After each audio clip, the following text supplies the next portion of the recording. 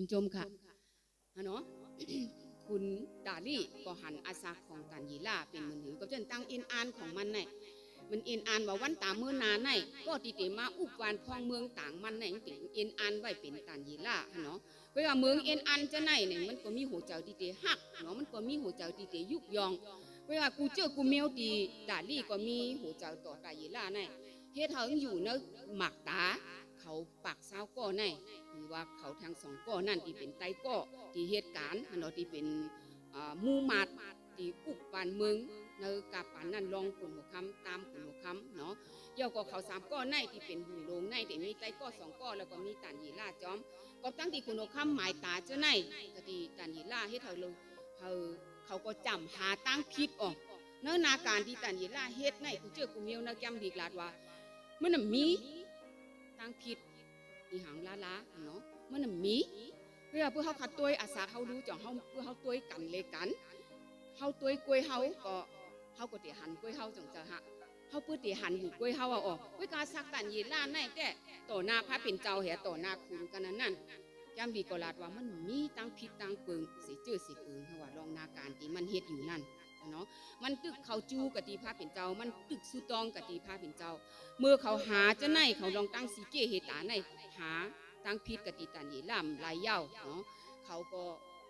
หาตังมันแถมออกก็เบื่อคอสืบกว่าในเขาว่าหามไล่เย้าไหนได้ปุ่มหาเอาลองจับเสียงกันตั้งปิญญาพรามันในแต่เต็มหาไล่ต่างจื้อต่างเมียวเย้าก็เบื่อเขาหันตันยีล่าก็เขาจู้กะตีพระเป็นเจ้าเนาะซื้อต่อหน้าพระเป็นเจ้าตาซีเมื่อเขาหาลองตั้งตีจับเสียงกันตั้งพระเป็นเจ้ากะตีอสักตันยีล่าเขาก็อูบกันอูบกันแห่ป้ากันเขาก็จู้กะตีขุนโอคำดาลี่ย้อนถ้าขุนโอคำดาลี่ก็ออกพื้นลีกเนาะเฮ็ดลีกตาที่ตีเลยปันกะตีกุนตั้งเสียงตั้งหลวงว่ะเขาก็จู้โอ้เจ้ามุนเยอะขุนโอคำติขาหาสักเจ้าเฮาก็ยาวยืนสิกรรมติขาเนาะแค่นต่อ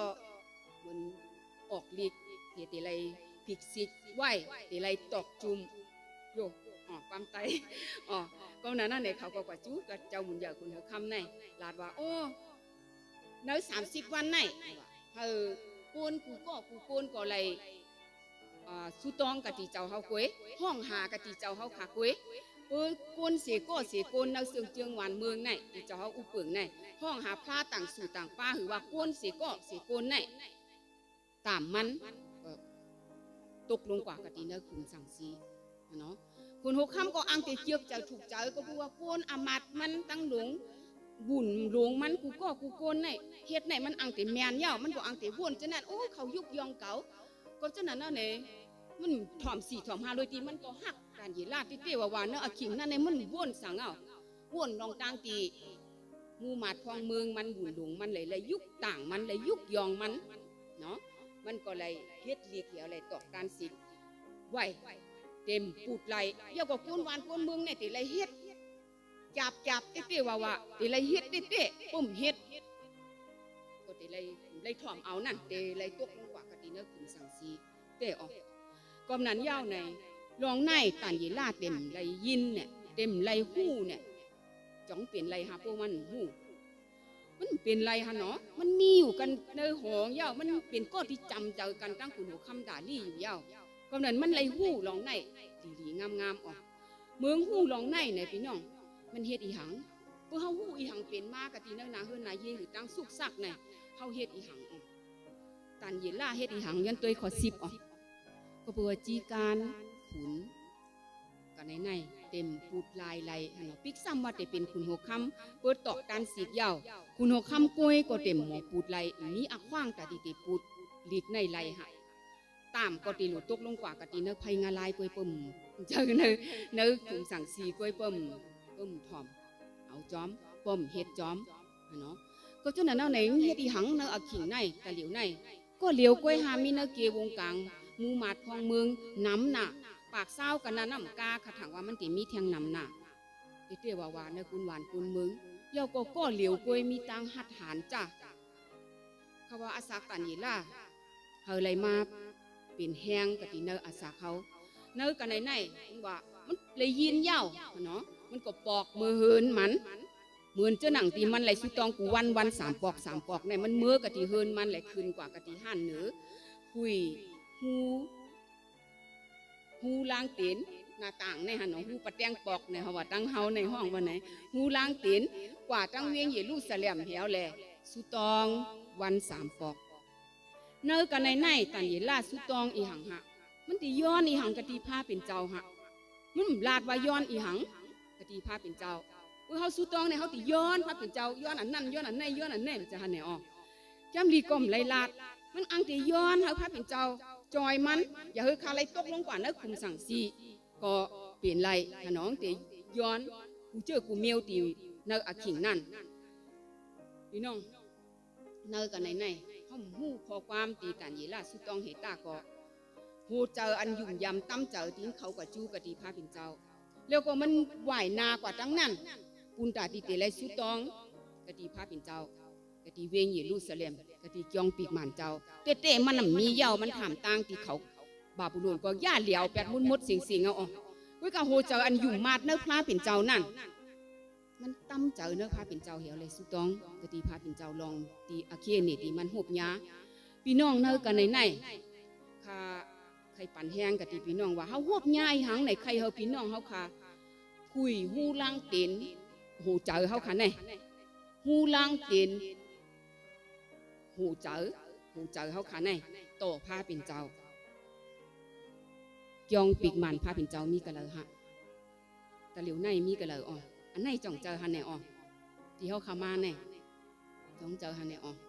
หลายปอเฮาหวบยาตังหยาบเฮาลืมสุตองอ่อเฮาไปผุยเจอเฮากะตีผ้าเป็นเจ้าเย้าเฮาอังเตลาดรวมลำโดยติ่มไล่ตั้มเจอกะตีผ้าเป็นเจ้าเฮาสำมุงมองคำตอบที่ลูกมากะตีผ้าเป็นเจ้าพี่น้องฮะมันเปลี่ยนไรออกก็เพื่อเฮาหมดตั้มเจอเฮาไล่ตั้มเจอบางปองในเฮาสุต้องให้ผ้าเป็นเจ้าตอบเฮาในมันใจก็เพื่อว่าเฮาหลีมันใจก็เพื่อว่าเฮาแก้มใจก็เพื่อว่าตั้งสุต้องเฮากัดขันมันเปลี่ยนก็เพื่อเกจูกรุณาผ้าเป็นเจ้าต่ออาสาเฮาขาออกก็นั่นเลยมันเจ้าตอบเฮานั่นหะนะก็นั่นเลยบางปอกเนี่ยเฮาอืดแปดออกเฮามีแห้งที่สุต้องเฮาใครลาดซบเฮาออกซบเฮากะตีผ้าเป็นเจ้าเฮาใครลาดอีหังกะตีผ้าเป็นเจ้าไปป้อเฮาก็ติตั้งอาแปดตีผ้าเป็นเจ้าเฮ้ยหังผ้าเป็นเจ้าปันเหี่ยวในก็เป็นมากกะตีเนออาสาเก่าหลายเมียวเฮาติป้องข้างต่อผ้าเป็นเจ้าเหี่ยวแหลงเป็นเมียวตีปิดไว้พักจูโหเจ้าเฮาปิดไว้ใครสุต้องใครมาคืนจ้องใครเสือกซ้ำกันตั้งโกนต่างก็จ้องเป็นเมียวนั่นฮะขายามเป็นเมียวนั่นมาออกพี่น้องฮะขย้อนโจเอาพี่น้องเฮาคากูก็ว่าเฮาลูกคุยพักจูฮูล้างเต็นหูเจ้าเฮาต่อผ้าเป็นเจ้าก็คือว่าเฮาเป็นจ้องปีกหมันเจ้ามันเจ้ามีจอมเฮาค่ะคือเฮาอึดแปดเอาไหนเฮ็ดแหงฮะพระเป็นเจ้าหันเนี่ยพระเป็นเจ้าหันออกพระเป็นเจ้ายินเนี่ยพระเป็นเจ้ายินออกพระเป็นเจ้าคู่ออกวิกนาพระเป็นเจ้าใครเฮอเฮาเลยอาซบคุยหูเจ้าเฮากะตีพระเป็นเจ้าก็เป็นเมื่อตันยีล่าอะไรคุกเข่าวัน3 ปอกกะตีพระเป็นเจ้าโดยหูเจ้าติมแก้มดิบเลยลาดกูน่ะมีเนาะมันเขาจู้กะตีพระเป็นเจ้าโดยหูเจ้าอันตำวางนะพระเป็นเจ้าอีหังเตเป็นมาไหนได้โจตาสักมันแต่ลูกปันบุญสิริกะตีพระเป็นเจ้ากุยเอาก็นั้นในแฮวคาเลย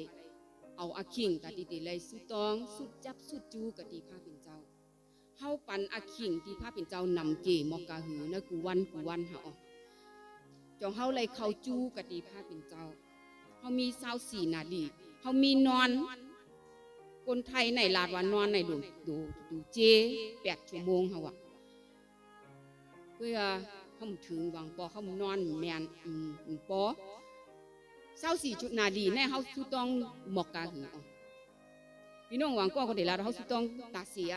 เฮากว่าเฮาไปเฮาก็สุต้องเฮาเฮ็ดจังนั้นจังไหนเฮาก็สุต้องเจ้าออกเป็นเมียวตีผ้าเป็นเจ้าเกี่ยวเจ้าถูกเจ้าเพื่อเฮาห้องหาผ้าเป็นเจ้าตาสี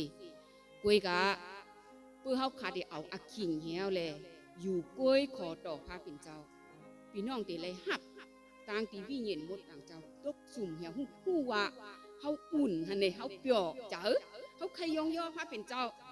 เหมือนว่าเฮาไล่คำตอบเนาะอาคิงนั่นว่ามันเจ้ามีอยู่จอมเฮามันเจ้าตีเกลีดปันเปียสนาติ้งที่เฮาทบยาอยู่เนาะอาคิงนั่น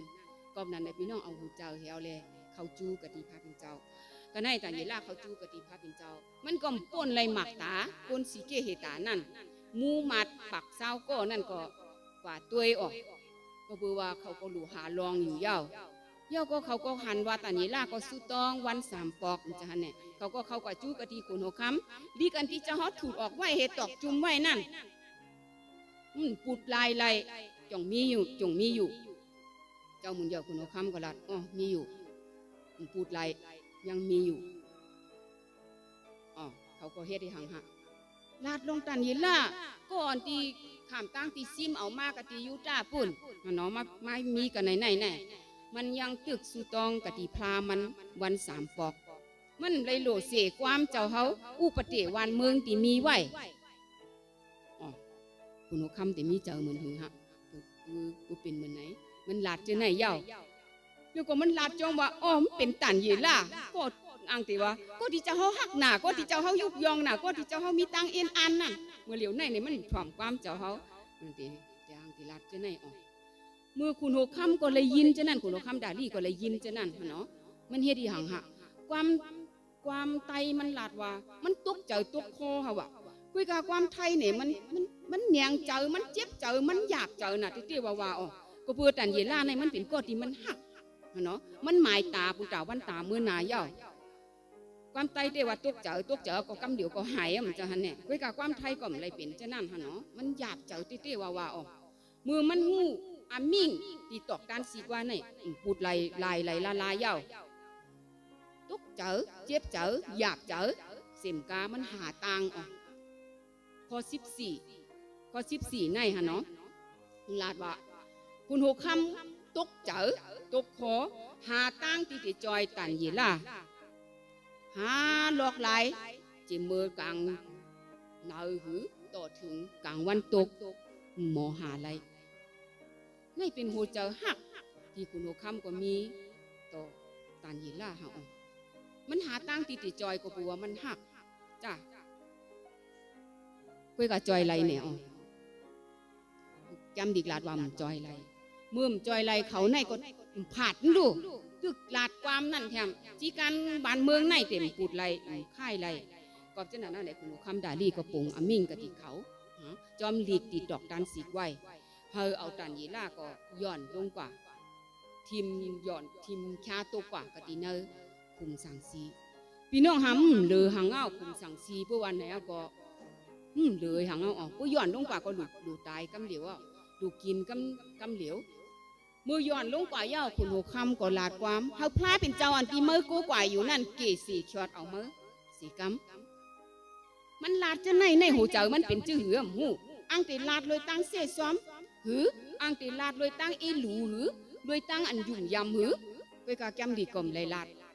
ว่าหือกะดีหูเจ้ามันไว้กับซบมันก็ลาดว่าเขาพลาดเป็นเจ้าตีมือกูกว่าอยู่สีนั่นเกี่ยชอดเอามือสีกำมอขน้านำไปกาเอาตอดลงกว่าหนึ่งตายโหลเฮ็ดหมักหินเฮอุดไว้เอาออกไว้กับขุนหัวค่ำก็หลุดดอกด้านสีกะดีหมักหินตีอุดไว้วุ่นลงมูมาดพองเมืองตั้งหมดตั้งเสียงก็เตะดอกด้านสีกันนั่นจอมกระบัวเต็มมีลองอันค่ายปูดไหลลองตันยีลาตีตกลงกว่ากะดีนั่นกูฮะเนี่ยเตียนให้เหี้ยก็ปั่นเปิ้นหยับมันเนี่ยยำดีกล่อมไรลาดจะนั่นตอนนี้ล่ะก็พร้อมเจอดีเตจุนปุนตาพาเป็นเจ้ามันจุนยาวใครตายใครรีบนี่เป็นปุ่งนั่นเฮาขาหาลูกเปือเฮายาดูพี่น้องกันในยามก็เดส่วนสัตว์พองฮะเนาะมีเสือเฮมีหังจะเนี่ยเพิ่งจับยิบไว้อยู่กะตีเหลียวเนี่ยเพื่อเฮาก็อยู่จำเอาเนี่ยมันอังที่ตรงมาให้เนี่ยเฮาก็ได้ตกเจอจงจะเฮาก็ได้โกกว่าจงจะฮะเพื่อนแก้มดีกลมลาดจะนั่นกะทีจานหยีล่าลองตั้งหูตั้งเหมันลงกว่ากะทีเนื้อนั่นหูเจ้าอันตั้มเจ้าเนื้อผ้าเป็นเจ้านั่นมันสุดยอมลงหะกำนันเหมือตอกการสีเย้าอย่าขี่ขาเย้าฮะเนาะคุณโอคำก็ตั้งมูมาดพองเมืองก็อังติปอกมือกะทีห่อเจ้ากูวันกะทีห่อเจ้าในค่ะกองเจ้าว่าเตให้เตมีตั้งกาโอนกาอ่อนฮะเนาะอังเตมีต้านสีตัวโยหืออาขิงที่กินข้าวต่อฮอดถึงคุณโอคำก็ฮอดถึงกะตีนอนปุ่นคุยกันในกลางคำนั่นจำดีก็ลาดว่าคุณโอคำเนี่ยมันกินข้าวก็มีตั้งอันแหนงเจอคุกเจอไรตันยีล่า น้ำหนาอะไรให้เล่มกินข้าวมาเอาตั้งอันที่เขาให้เขากาเอาเฮเจอเฮปึงก็บ่พุกจะไรการยีล่านอนหลับกลางเนาเจ้าก็กว่าก็ดีคุมป่ายคุมสังซีออกเขาติดตัวอินก็มันตัวจำการอินฮะเนาะพอ10เก่าออก10เก่าซาวฮะเนาะจนพัด2คอออก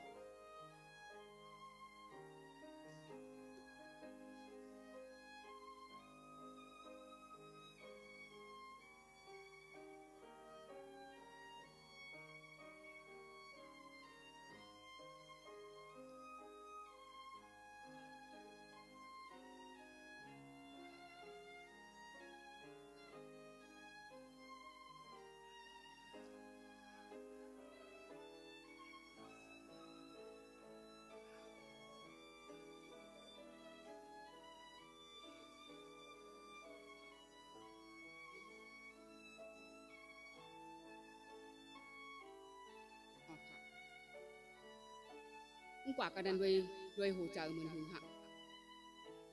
เปียวน่ะเหี้ยก็กว่ากันนั้นเนี่ยอ๋อคือว่าเงื้อเงาเหี้ยก็กว่าหลายๆก้อยแก้มดิกไตก็ลาดแก้มเจ้าออดิกไทยก็ลาดอันไหนอ่อนตั้งตีมันเตะห้องมันเฮ็ดให้หังหักมันเป็นหังออกกันนั้น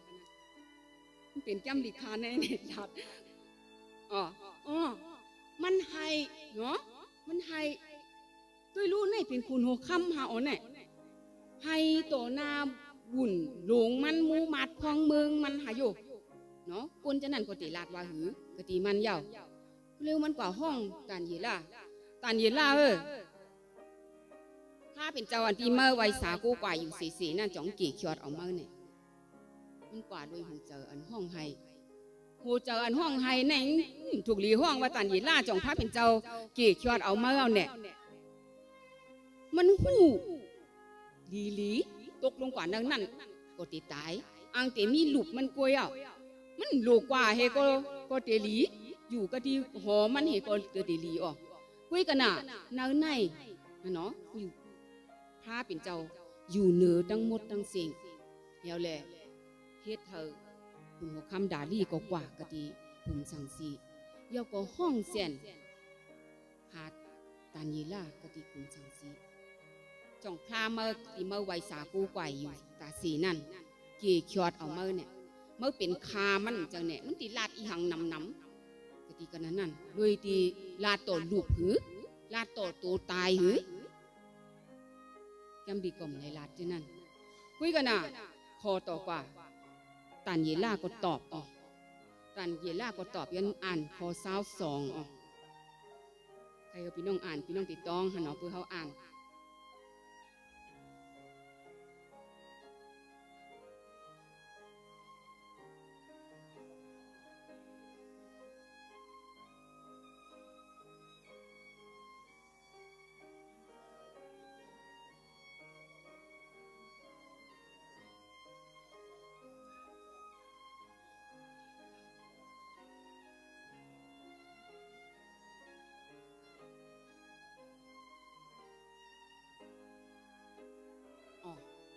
ได้เป็นคำตอบของตันยีล่าคุณตอบมากันเลยนี่กะทีเนอผู้คุมสั่งซีปุ่นจะหาไหนมันก็ลาดขึ้นมาเจ้ามุนเยอะคุณหัวคำเฮอสักเจ้าเฮายาวยืนเสกรรมตีค่ะเนาะพระเป็นเจ้าส่งตะมันกลางหาวมาเฮเลยปิกซบสั่งซีมันนำไรเฮ็ดกะติค่ะก็เบื่อข้ามไรเฮ็ดพิษต่อมันเจ้าเย้าข้ามไรเฮ็ดพิษเสียเจ้าสิปึงกะติเจ้าเฮาฮัดหันที่ว่าออกเลยเฮ็ดพิษต่อพระเป็นเจ้าเย่าก่อมเลยเฮ็ดพิษเสียเจ้าสิปึงกะติเจ้าเฮาพี่น้องฮะอันไหนเนื้อกลุ่มสั่งซี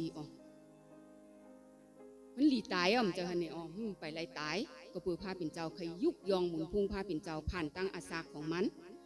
เฮาขาพี่น้องฮะลูกเฮาตีวนให้หังพระเป็นเจ้าที่มีตันโคเหยื่อเมียที่หังจอยตานเยล่ามันเปิดสุดตองวัน3 ปอกอยู่ยาวที่ห่างมันยังตึกตกลงกว่ากะตีเนอขุมสังซีอยู่เฮาก็สุดตองตาสีที่ห่างพระเป็นเจ้าก็ปานเฮาหบยาตั้งอาเคียนี่ตั้งสุกสักเนอนาเฮือนนาเย ลองโผลองเมลองดุกลองล้างลองปอเล่งเมเล่งให้หังยังปั่นเฮาพวกยาต่างๆสุกซักหยาบผืดอยู่พระเป็นเจ้ามีจอมเจ้าค่ะเนี่ยพระเป็นเจ้าเลยจอย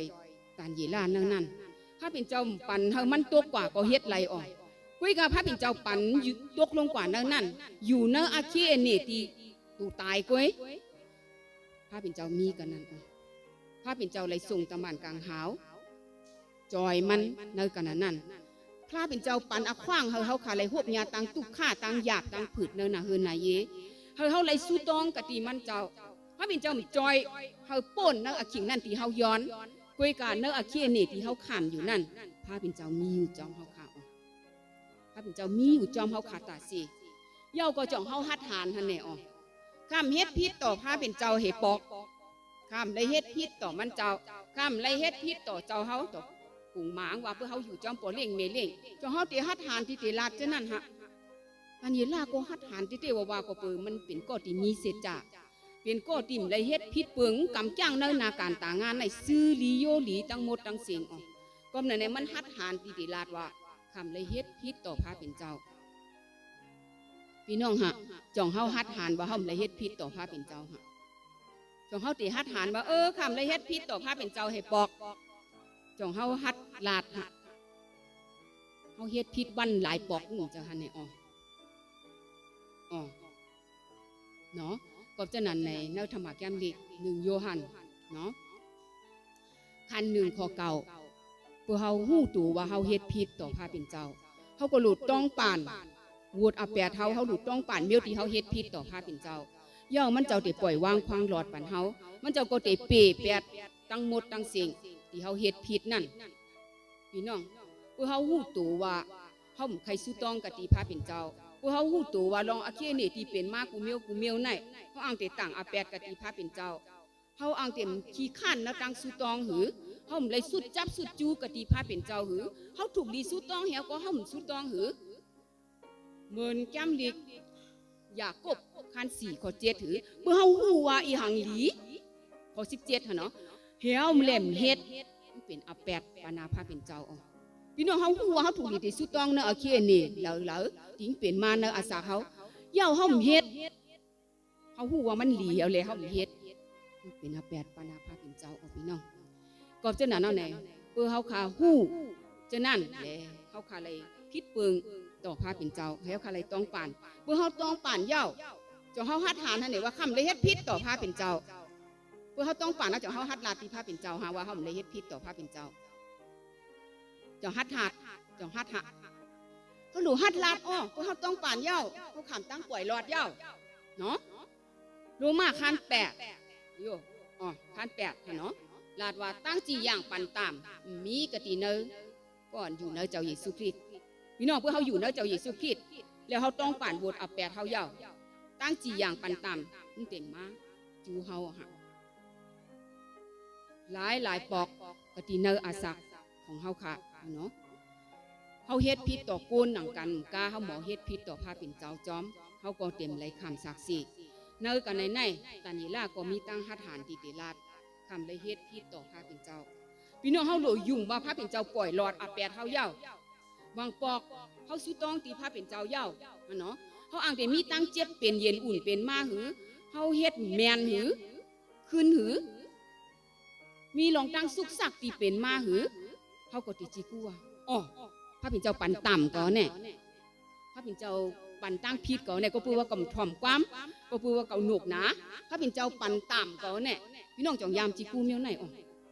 จองยามเป็นเมียวไหนฮะพระเป็นเจ้าปันต่ำเฮานายผู้เป็นเมือไหนจองว่าฮะข้าใครลาดเมือไหนว่าพระเป็นเจ้าเต็มปันต่ำกติพี่น้องแมนพวกเขาคาเฮ็ดแมนเนาะพระเป็นเจ้าเต็มปันตั้งสั่งสอนสูงมาอามันขันเป็นนางฮือเขาคาเต็มปูเจอเหี่ยวจูกติพระเป็นเจ้าก็ปูตั้งหักพระเป็นเจ้าเย่อเมียดหนักต่ออาสาของเฮาเมือนธรรมะแก้มลิกสลามเนาะ1 ปาก 3 ข้อ 10อยู่พระเป็นเจ้าเต็มปันตามเนาะจอมอาแปดที่เฮาขาเฮ็ดเต็มปันเฮาขาไหลหวบจอมที่เฮาขาเฮ็ดแมนเหี่ยวว่าพระเป็นเจ้าเต็มปันตามก็ปูตั้งหักพระเป็นเจ้าเย่อเมียดนะวันไหน ก็ฉะนั้นใครเฮอพี่น้องกลมต่างอาแปดตีพาเป็นเจ้ามีหวังเมียวติงป่อมากะติเนออาศักเฮาไหนก็เฮาพี่น้องฮู้ว่าพาเป็นเจ้ามีจอมเก๋าจังว่าเฮาเลยเฮ็ดพิษเฮาต้องป่านพาเป็นเจ้ามีจอมเก๋าพวกญาต่างหยาบเฮาพี่น้องต่างเกียจูพาเป็นเจ้าว่าตั้งลีมังกลาพาเป็นเจ้าเตมาถึงเนอต่างหยาบเนอต่างตุกข้านั่นเตมาอมันคันเปลี่ยนระหว่างพอเฮาพวกญาต่างตุกข้าให้เฮาสุดโหนหลังแปดเฮาก็เต็มหันตั้งลีมังกลากะติพาเป็นเจ้าก็เพราะนั้นอาศักกันยีล่าเนอกันไหนเนาะฮัดหานติติลาดเฮาก็หลู่ฮัดหานติติลาดเหมือนกันคาใครตัวแถมคอ23อ๋อปลายของคอ23เนาะคุณคำก็จุ้มซื้อเมื่อไรยินเสียงตันยีลาติมีในขุมสังสีเนาะมันก็ปุงอามิ่งเอามันออกมาเขาก็ได้ฮีบมองกว่าตัวมันออกเฮ้ยหังมันตายเหมกล้าทำอะไรออกมาแถมจ่องมีหูมีห้อยจ่องสังสีก็ย้ายมันเนี่ยจ่องควักหมักตามันเนี่ยจ่องควบกระเลยมันเนี่ยเนาะมันดีเด็ดกว่าตัวจ้าเตะออกมันเป็นรองอันดีอามจ้าเนี่ยออกวิกาคำเลยหันห้อยอีสังเหอันนขอในลาดว่าก็เปิดตันยีล่าตำเจอเนื้อพาเป็นเจ้าตำเจอเนื้อพาเป็นเจ้าพี่น้องฮะเพื่อเขาสู้ตองต่อนาพาเป็นเจ้าในเขาหลุดตำเจอเนื้อพาเป็นเจ้าเขาหลุดตำวางหูเจอเขาต่อพาเป็นเจ้ามุดสิ่งว่าพาเป็นเจ้าตาหนึ่งไรพาเป็นเจ้าเฮ็ดไรกูเจอกูเมียวกูสั่งกูเปิงเนาะนางฮืออาซาเขาขาตีขึ้นใหญ่เหมาสูงนางฮืออาซาเขาขาก็เตไล่ลีไล่เป็นนั่นเขาเตหลุดตำวางเนื้อพาเป็นเจ้ามุดสิ่ง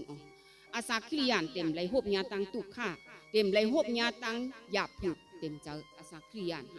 เขาเตหบยาโดยที่มีพาเป็นเจ้าเขาเตป่นโดยมีพาเป็นเจ้าเนาะก็ฉะนั้นมือเอาออกมาจะในเย้าในคำหันหูหันห้อยกะตีมันคุณหัวค่ำก็อ่อนตั้งคุณหัวค่ำเตปงอามิ่งเขาเงียบเอาเขาจะนั่นแปดลงกว่านั่นเนาะข้าหันโหเจอของตันยีล่ากันในเทียมอันออกมันออกมากะตีเนื้อขุมสั่งซีเย้าว่าเปลี่ยนคาเนี่ยคำหูว่าเปลี่ยนปีเฮากันในก็เตมีหูเจอชื่อหือข้าได้เพื่อข่าวออกมาให้หน่อยเนาะก็ข้าได้ลาตีขุนหัวค่ำออกหูรู้ว่าขุนหัวค่ำในหักจ้ามจ้าเนี่ยโอ้เจ้าเฮาเป็นก้อนในอติต่างอาเปียติคาเอามันถึงตรงกว่ากะตีเนื้อขุมสั่งซีต่างคาเลยเฮ็ดด้วยเลยเหมือนเจ้าหนังที่เขาเฮ็ดตีคาในก็เลยเฮ็ดกะตีเขานั่นแหละเพื่อตันยีล่ามเลยลาดเจ้านั่นฮะหูเจอหักต่อกุนมีกันในแถมข้าหันหูเจอมันเนอกันใน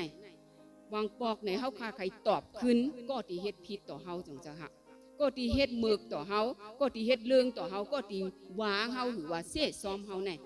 มือเฮาป่นตั้งตุกข้านั่นน่ะเฮาอังตีว่ามึงไปตายเมื่อลีเนี่ยมึงไปเปะเจอเมื่อลีเนี่ยเฮาตีใครว่าทั้งเมียวในกะตีไตก็ไตเสกก็อันตีเสซ้อมเฮาจังจะหักยาวเมื่อกำไหนเตะตีจมเสือจอมตังตุกข้าเปิ่นนั่นตีลีเจอน่ะตีเปิ่นไรตุกข้าไรขามตัง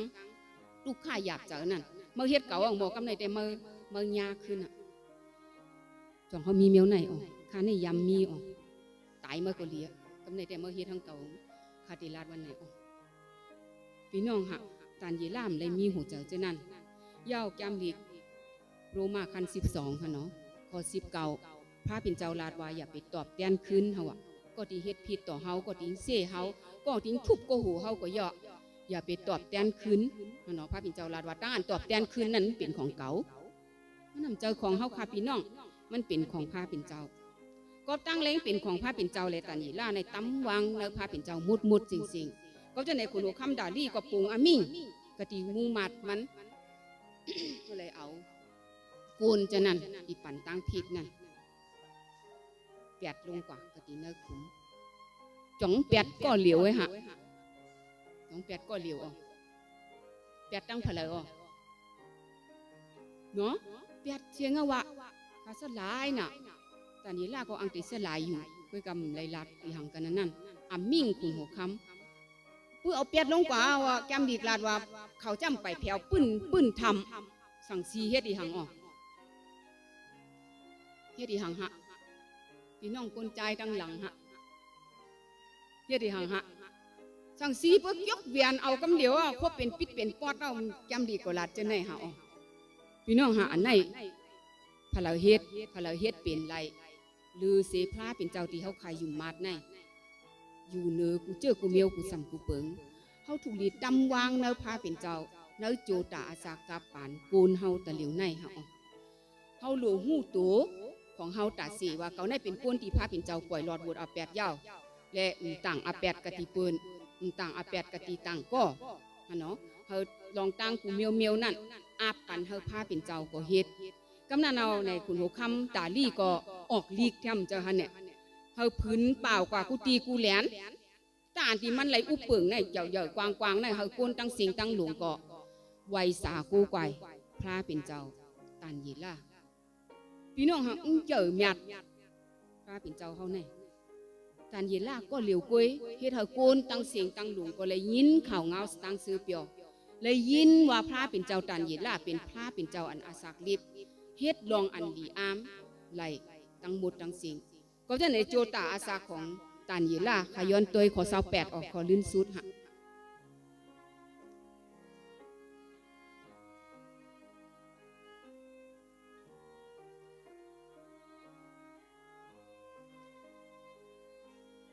อยากให้นอนนะ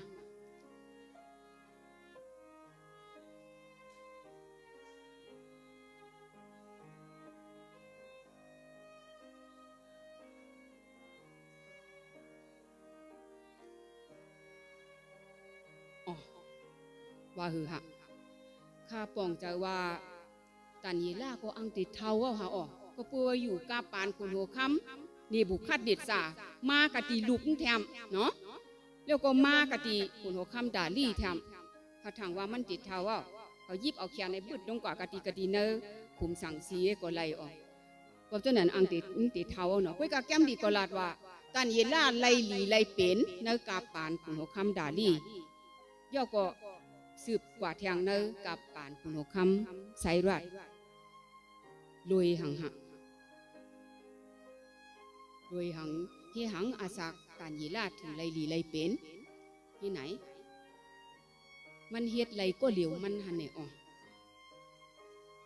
มันเฮ็ดไรก็เหลียวมันเนาะมันเป็นอาศักที่ตำวางเนอพาเป็นเจ้าพี่น้องหาให้เอาอะไรตำวางตั้งหมดตั้งสิ่งกะตีพาเป็นเจ้าเขาค่ะให้เอาคำหมอสุตองเหมือนเจ้าหนังตีตันยีล่าก็เป็นปุ่งหางกะตีเขาค่ะวัน3 ปอก3 ปอก3 ปอกเจ้าเขาไรเขาจูกะตีพาเป็นเจ้าเขาอันริบอยู่ยังสุกสักยังหยาบยังแค้นโดดสุตองเขาการเขานำหน้าเขาสุกสักหน้ากำตันสุตองกำตันพัดแก้มลิกพี่น้องเขาติผัดยานกันตั้งพาเป็นเจ้าออกเขาตียานเตะออกอาศักวิญญาณเขาก็เตะออกเอกว่าเต็มมีแห้งออกก็จะเห็นพวกเขายังงาตั้งสุกสักตั้งหยาบผึกเขายังแค้นหนูสุดจับสุดจูกะตีพาเป็นเจ้าเหมือนเจ้าหนังตาเหลียวในพี่น้องเขาขาเลยยินข่าวเงาวันเมืองหนึ่งย่อก็วันเมืองหนึ่งลองโควิดอันนอนตั้งย่อกว่าว่ะโควิดอันที่2ก็เตมากขึ้นว่ะพวกพี่น้องเลยยินในเมืองใต้เขาขาก็เลยหบยาหนำเมืองมานมีนำหน้าตาเหลียวในพี่น้องเฮียหังออกเขาจำหมอกว่าจอยเขาเกยกะเขาหมอเขาจูกะตีพาเป็นเจ้าเหี่ยวสุต้องปุ่นตาเขาออกเขาหมอสุต้องปุ่นตาวันเมืองเขาหมอสุต้องปุ่นตาปีน้องเขาเมืองหนึ่งเย่าเมืองหนึ่งพระเป็นเจ้าเกี่ยวแต่ถูกเจ้าเขาออกเพื่อเขาขาสุต้องโดยตำวางยุ่มมาดดูเจ้าอันยุ่มมาดว่าพระเป็นเจ้าตัดหนึ่งไหลกูเจอกูเมียวในมุดเสียงต่อหน้าพระเป็นเจ้าติดตอบความสุต้องเขาค่ะพระเป็นเจ้าติเกลิดเปียสนากามีตั้งสิ่งตั้งลงบ้านนำวาเกต่ออาซาเขาค่ะเย้าเคยเขาค่ะเลยเป็นอาซาตียุกยองหมุนพุงพระเป็นเจ้าเขาค่ะเนาะกระตังเกจูพระเป็นเจ้าตีมีอาขว้างออกก็จะนั่นเมียวตีไข่ปั่นแห้งกะตีปีน้องเขาค่ะในเฮาค่ะเลยสุต้องตาสีขนมว่าเขาค่ะตีอยู่เนื้ออาเคนี่กะเหลอเหมือนหือแล้วค่ะเลยตำวางเนื้อพระเป็นเจ้าก็เปือพระเป็นเจ้ามีอยู่จอมเขาค่ะตาสีอย่าไปลืมแปดพาเป็นเจ้าอย่าไปเปรแปดพาเป็นเจ้าอย่าไปกองหลังกะดีพาเป็นเจ้าออก